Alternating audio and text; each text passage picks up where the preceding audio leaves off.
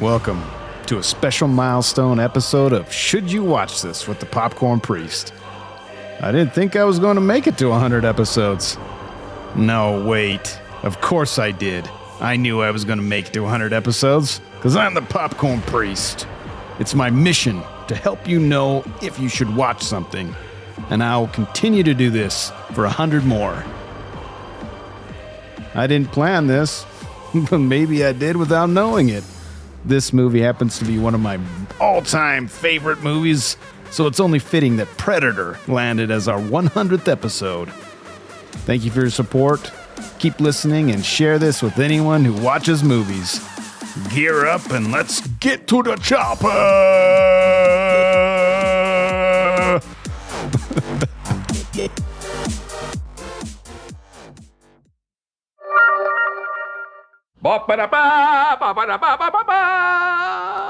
Come on, do it, come on, kill me, I'm here, kill me, do it now, kill me. Welcome to Should You Watch This with the Popcorn Priest, a weekly podcast where movie enthusiasts, ex-movie theater projectionists, new and old friends take the time to talk about a movie that we just watched and answer that very question, should or shouldn't you watch this? If it bleeds, we can kill it. The seventh. You guys should see him do these intros. Yeah. I thought Arnold was really here. He's like doing the whole motion. The seventh movie of a 12-movie review series of our Alien and Predator extravaganza. Get to the chopper. Halfway. What? We're past halfway. Yeah. Boom. Get to the chopper in today's review of Predator from 1987.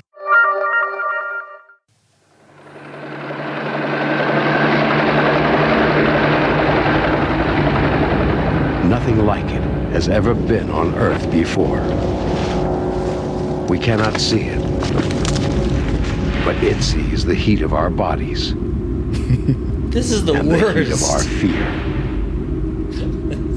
It kills for pleasure. It hunts for sport. But this time, it's picked the wrong man to hunt. I take it back. This is amazing. Yes. He is the ultimate warrior. If he is to destroy it, he must become more than a man, more than an animal. He must become the very spirit of the Predator. Arnold Schwarzenegger in Predator. Soon the hunt will begin. I thought it was done, dude. No, there's more. I thought it was done. Chris is looking at me. There's like that pause, and he's looking at me. I'm like, what? Like, stop. We got more. There's more. All right. Joining me today is reoccurring guest, Dr. Dare. Welcome to the show. Thank Handshake you. Bicep Showdown. Yeah. Chris won. We are sad to say that we are not having our guest, Angry Dane, with us, who has joined us for 5 of the last 6 movie review of R.I.P. Yeah. He's working too hard. We're not working. We're not working. We're not working. The description for this one: a team of commandos on a mission in Central American jungle find themselves hunted by an extraterrestrial warrior. Directed by John McTiernan, who followed up this with Die Hard and The Hunt for Red October. Legit. The guy Wow. made he made other great movies also, but those were the two that came right after this. Yeah, dang. Top billed stars: The Governors, Arnold Schwarzenegger, and Jesse the Body. Governors. It's true. And the Jesse the Body Ventura, Carl Weathers, Awesome. and a barely recognizable Shane Black. Awesome. And last but not least, Peter Cullen as the voice of the Predator, who voiced Optimus Prime from Transformers. Oh, really? Yes. Very famous voice actor. He did the... That's my best. Wow. That's legit. It's kind of hard for me to do. Anyway, runtime of 1 hour and 47 minutes, rated R. Genre on Rotten Tomatoes says sci-fi adventure. Sure. Yeah. Yeah. And IMDb says adventure sci-fi. What about action? Is There action should a be thing? there should be action in there for sure. Does adventure just count? I don't know if I don't know if they're on an adventure. This seems like an action movie. It's action and then some sci-fi at the on the top. Like the action starts immediately. Yeah, it's super awesome. Rating from IMDb is 7.8 out of 10 from 238,000 reviews. Mm-hmm. It's pretty high. Mm-hmm. I mean, that's really high. Normally, it's like anything above a 7 is pretty good. Yeah, famously good. Famously good, yeah. Rotten Tomatoes gives us an 82% from 49 critic ratings and is 87% from 250,000 audience ratings. I don't see how you could not like this. I mean, that's pretty awesome. Yeah. Yeah. All spot on. And you shared with me some weird neckbeard thing on Reddit that basically Rotten Tomatoes scores are jacked up. Yeah, just the way they don't take an average, you know, if you're above or not, that's all that matters. So if you're rotten at, you know, 54% and then you have a 99% that's good, you're not fresh because they average out to be less. Yeah. Right. So there's like all these weird algorithms. It's dumb. And for user reviews, it's like if you're a 3.5 or above, you're fresh. And if you're below a 3.5 rating for the Joes like us, then you're not. And then they just take the fresh or not instead of the actual rating. Like, I don't know why you just don't average them. The averages. That's what I always thought it was. And it's not. No, so it's that if you did it, they shouldn't even let you do a 90%. It should just be fresh or not, because the percentage is worthless. Based on how they do it, it should be fresh or not. Yeah. But if they did it how it should be done, which is averages, then you could have percentages. Yeah, they're like gerrymandering the ratings, dude. Yeah, I'm still going to include it because I like to check it. It's just fun to check. Yeah. If I want to see a movie, I'll go see it. It's still pretty consistent. The controversial movies, those are the ones that get screwed up. Yeah, or the ones where the audience rating is super high and the critic rating is super low, or vice versa. Yeah. Those are the ones where you're like, uh-oh, this might be a toss-up here. Yes. But it's good to include. Where to watch this right now? At the time of this recording, you have to rent or buy this one. Or you can watch it permanently on Popflix. If you choose the highest tier of our Patreon account, you'll have access to the Popcorn Priest's personal collection. Go to patreon.com/Popcorn Priest for details. All right, let's get into the hottest segment on podcasting right now. Should or shouldn't you watch this? 5 reasons why you should watch this. Number 1, the genesis of the handshake meme. Yes. Number 2, one of the best creature designs short of the other creature design that we've featured in this past 6 episodes. Yes. So good. Number 3, another genesis of the Expendables, maybe? Yeah, I think so. And they used that word a couple of times. Yes. Oh, we're just expendable. Same with Rambo. You keep hearing this. It's pretty funny. It's no wonder Stallone plucked that out and 100%. made that into an awesome series. Dude. He's a genius. He's I can't amazing. believe how highly I think of him creatively. I just can't believe it. I always thought he was an idiot. And he's created some of the greatest franchises of ever. Yeah. Anyway, number 3. Number 4, want to see machismo at its peak? This is for you. Yes. And number 5, the most amazing mashup of commandos/military plus alien movie that I can think of. I can't think of a better one. I tried. Other than Aliens, which is in this series that we're reviewing. Those are the 2, and they're in there. We review both of them now. The only way you could make Rambo movies better is by adding an alien. And that's it's funny. We're going to get into that in the trivia, but that's what someone said. That's one of the ideas, the kernels of the idea was, well, it would be cool if Rambo fought an alien. 100%. And that's what this is.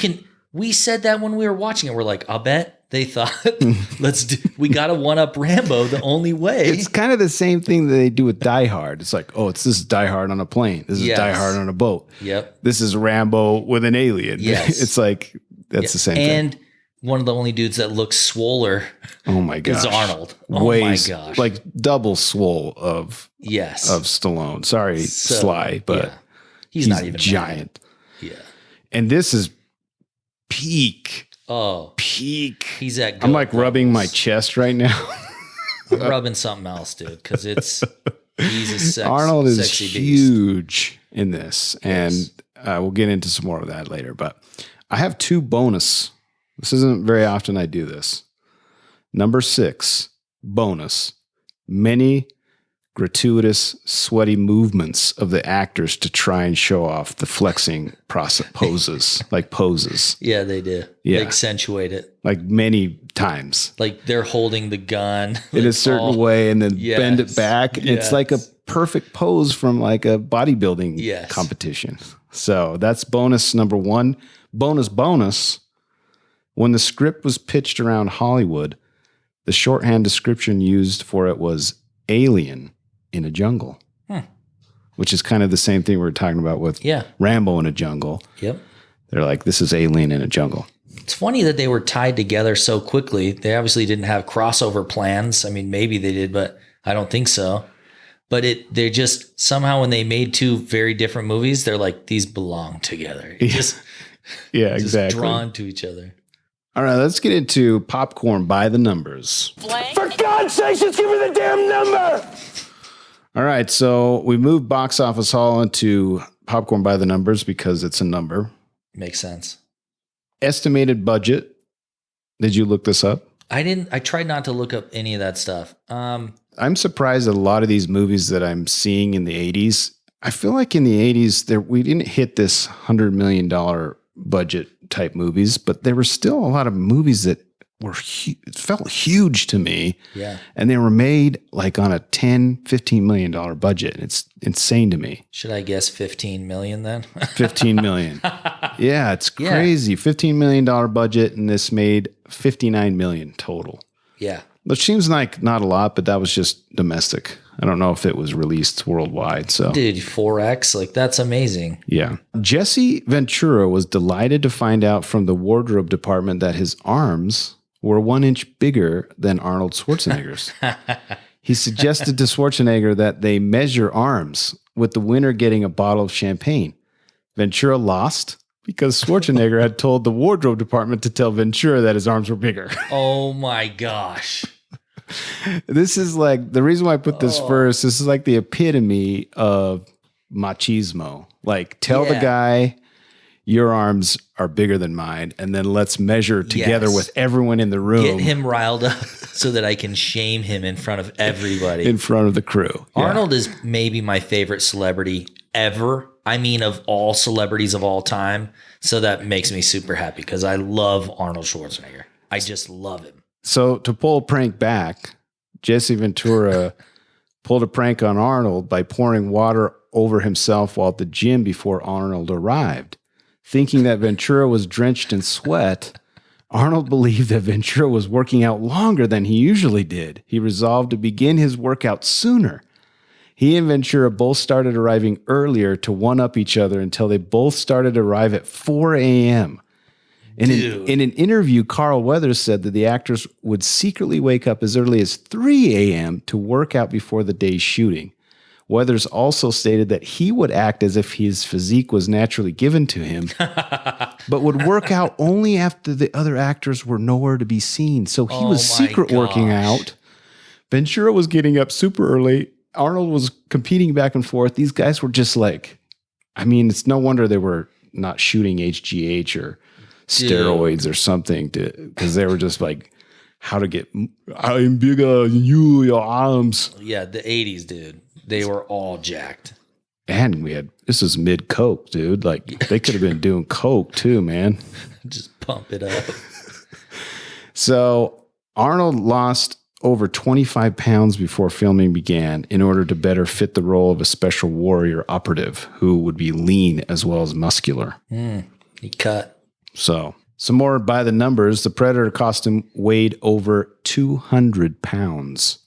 And even though 7'2" Kevin Peter Hall was a large and powerful man, he had to be connected to a bungee rig to enable him to move more believably.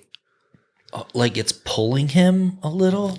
Or like almost like you're like zero G. Yeah. And he's like, and imagine getting into the water, like getting it wet. Yeah. That thing would have been like 300 pounds. Yeah.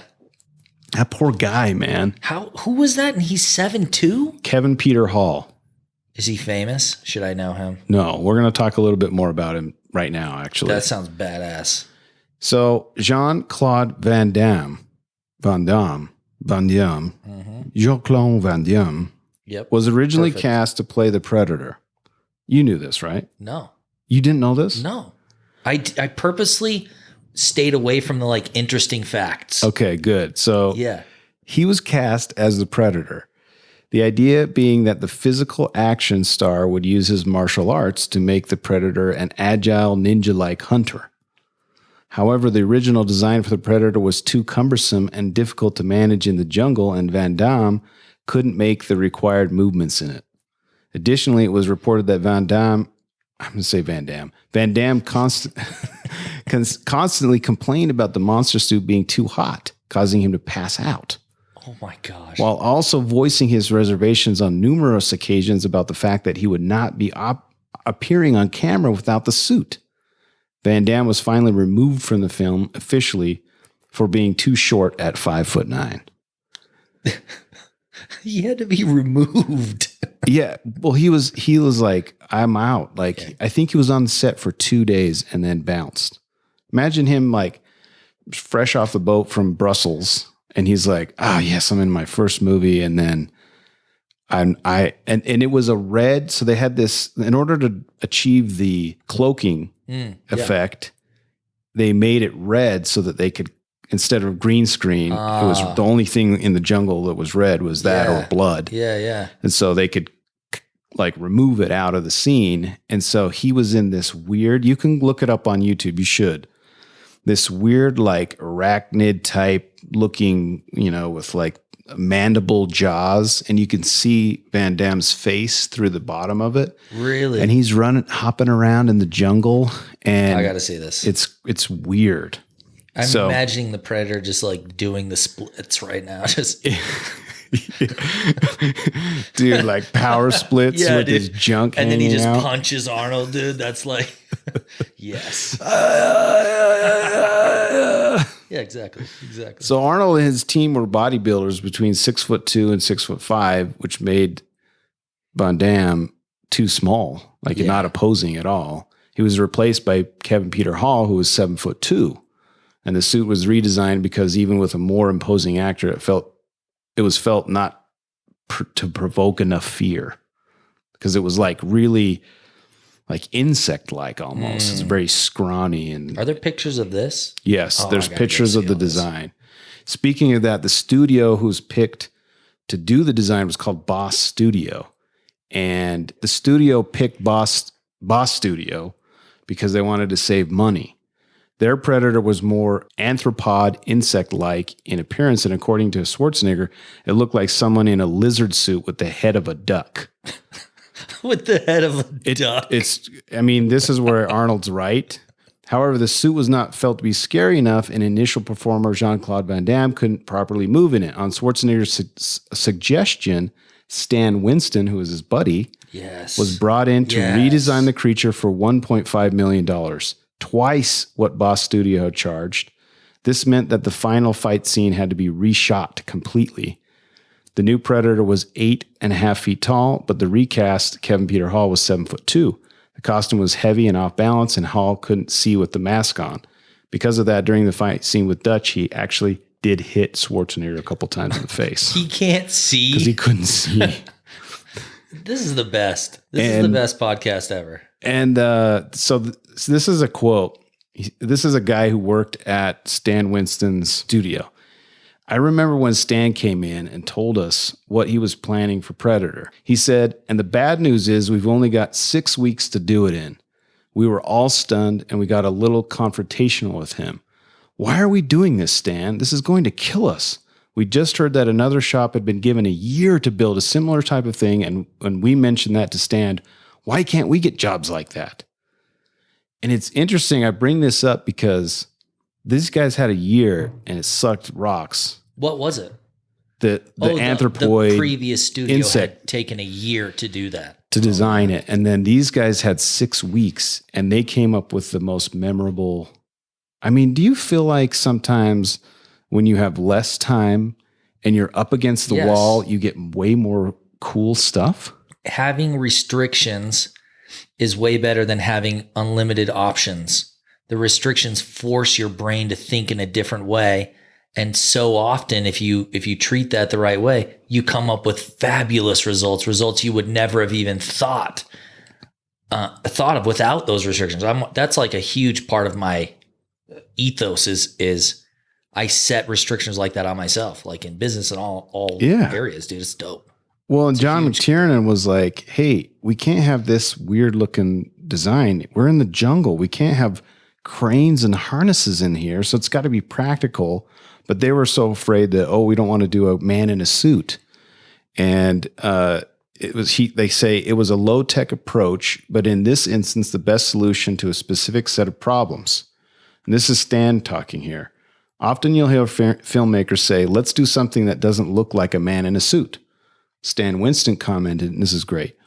I've said it myself. In fact, let's do something more high tech and not a man in a suit. But a man in a suit works just fine as long as you can connect the character's mythology as humanoid as an alien man. Added Stan Winston, man in a suit only denotes the technology that got you there. As long as it doesn't look like a man in a suit, it doesn't matter if that's the technology you use to get there. 100%. It's so rad. Yeah. Don't use tech for tech's sake. Yeah. That's so cool. So rad. Plus, don't do a man in a suit. This is literally an alien man. Yeah.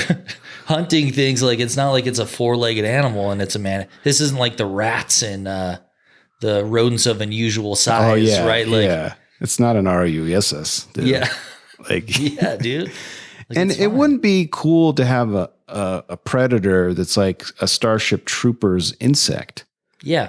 Like you want something that communicates with other beings that are the same. Like you want them to have some kind of mythology, like Stan Winston said. There's alien mythologies where they don't look like that, but he's running around hunting. There's like a connection and a fear. Mm-hmm. It makes it more real. This is having it so humanoid. I mean, is awesome. It makes it way scarier. Well, yeah, you connect it to, man, this could be real. This could be real. Yeah, dude. Yeah. Especially when he's cloaked. Like when you don't see him, you're just like, there's an invisible dude there. It's terrifying. It's awesome. How many minutes of screen time does the Predator get? This is a number. 7. 8. Oh, very good. Pretty close. Which makes it better. 100%. A lot of times you'll see these movies who are super successful and popular, have multiple sequels. And the first one, Jaws, Alien, Predator, all have like way low screen time. Yeah. And it makes it that more intense. Signs. Dude, Signs. What a terrible movie. Swing away. Swing away. Dude. When they started shooting the jungle, 300 Mexican crew members showed up. It was 200 more than they needed. Really? Yes. Did they keep them or did they send them away? I don't know. Can you imagine? Hey, what can I do? It's like, you got to get out of here, bro. Sorry. There's too many. Sorry, man. A crew spent 2 weeks wiring the jungle with explosives to create the destruction in the military assault scene. 2 weeks. Dude, there are so many explosions. Dude. Well, no spoilers. Yeah, we can't. No. Yeah, let's keep it spoiler free. I got about 5 or 6 more by the numbers. The weapon that Blaine is using, which is the body, Jesse Ventura, the minigun.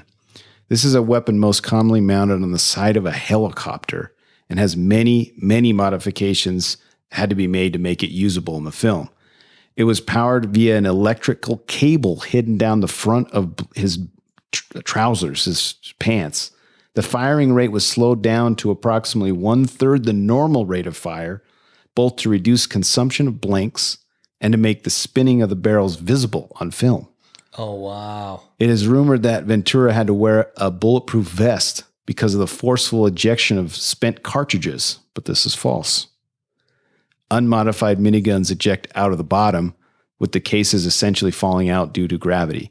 Close examination of the film, especially the scene in which Mac fires the minigun on the fleeing predator, spoiler alert, That's what I was going to bring up. along with the other commandos, show that the ejection of the minigun was not changed.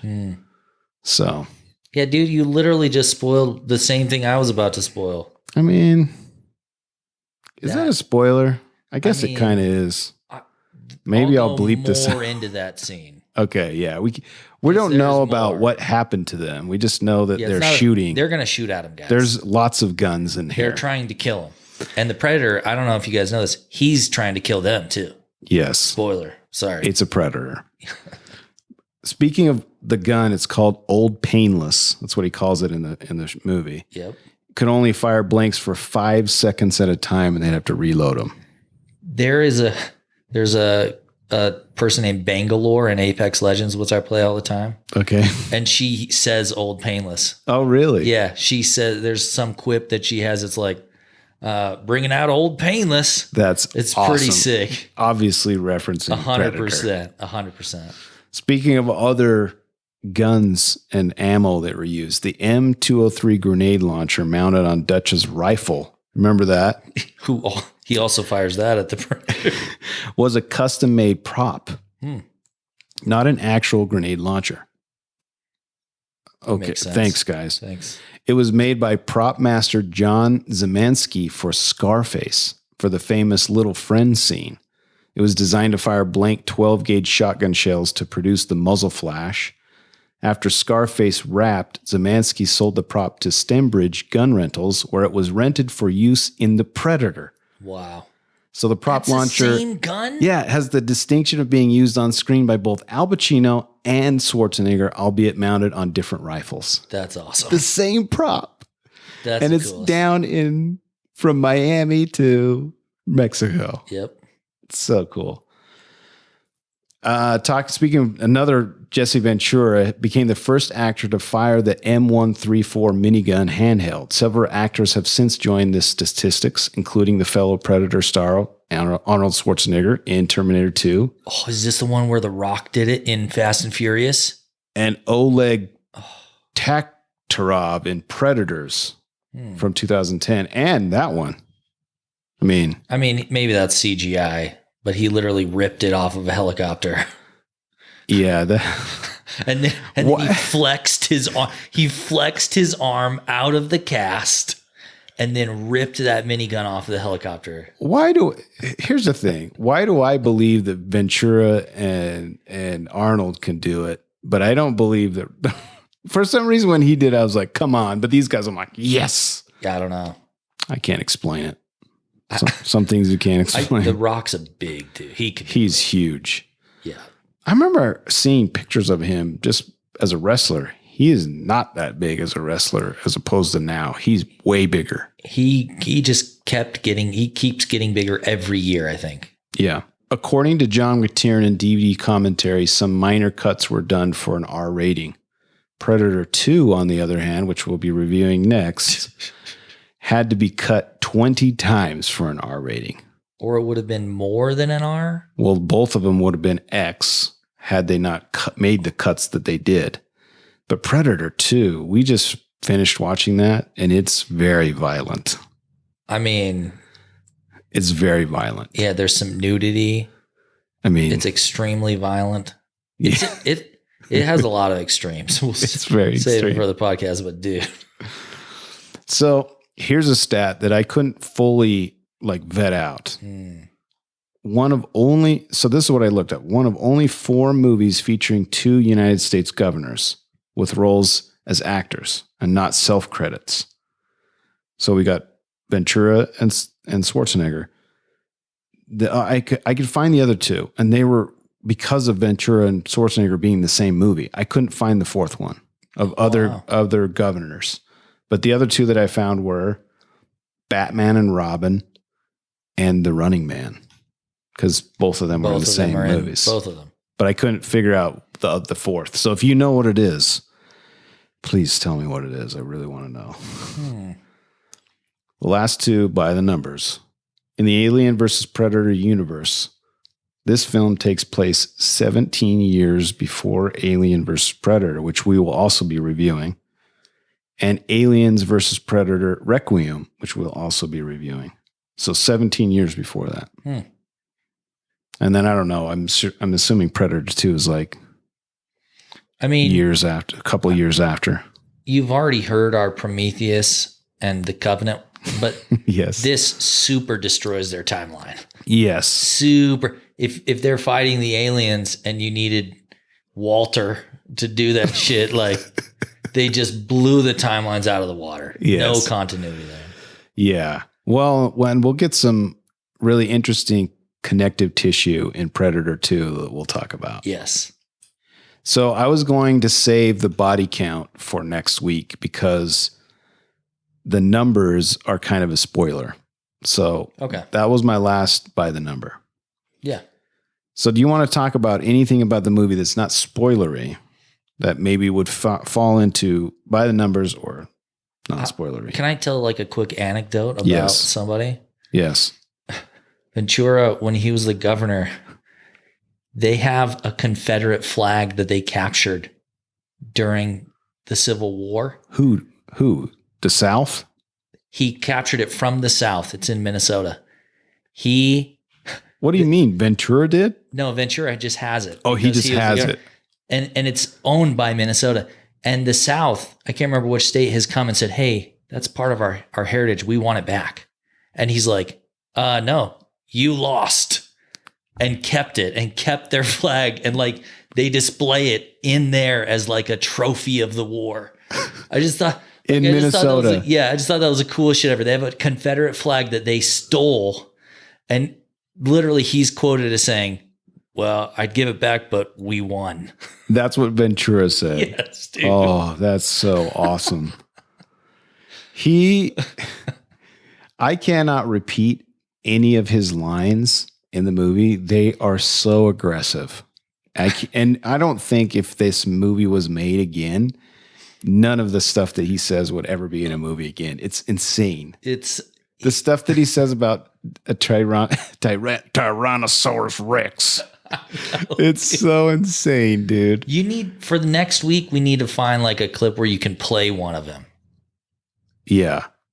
I think that's a good idea. Well, no. Yeah, we should play some. I was thinking scratch that. I was thinking no, and now maybe yes, because they're so awesome. But I don't know. Maybe it'll be offensive. But it's from his mouth, so it's fine. Yeah, we're not saying it. Yeah, we're not saying it. That's such a cop out, but he was an amazing character, man. Yeah. Sorry. I loved all of the commandos are amazing. This compared to like Aliens, this is a way better set. Oh, you're talking about the military force in that movie. Yeah. These dudes feel like they're going to get some shit done where the other guys are like, dude, get out of here. Yeah. This isn't spoilery, but when they're going on their first mission and they're in the jungle, obviously the whole movie takes place in the jungle. You just see them with their like hand gestures. Yeah. They like, and the way they talk. Yeah. Talk to each other. One dude shoots. They all it's really cool. It's really good. It's way better. I'm not a military guy, but it seems like they are better than, they're way more macho. Yeah. But it seem like they're better trained. Mm-hmm. So, well, at this point, there's going to be some spoilers up ahead. So if you want to watch and then come back next week and join us for a breakdown of Predator from 1987. Yes. Go watch this movie. So great. You should watch this. Hit me up on the Twitters or the Instas if you want to interact with the great Popcorn Priest at Popcorn Priest. Drop me a line and say hi. If you've enjoyed this or any of our previous episodes, please subscribe so you can get notifications on our newest episodes. I love movies, and I would love it if you'd share the love. Share this with a movie lover in your life, man. Do it. Yeah. Another way to support the show is by throwing a few shekels at the priest by visiting patreon.com/Popcorn Priest and see what extra perks you can enjoy. As always, thanks for listening. And thanks to my guest, Dr. Dare. You're welcome. Thank you. Always a pleasure.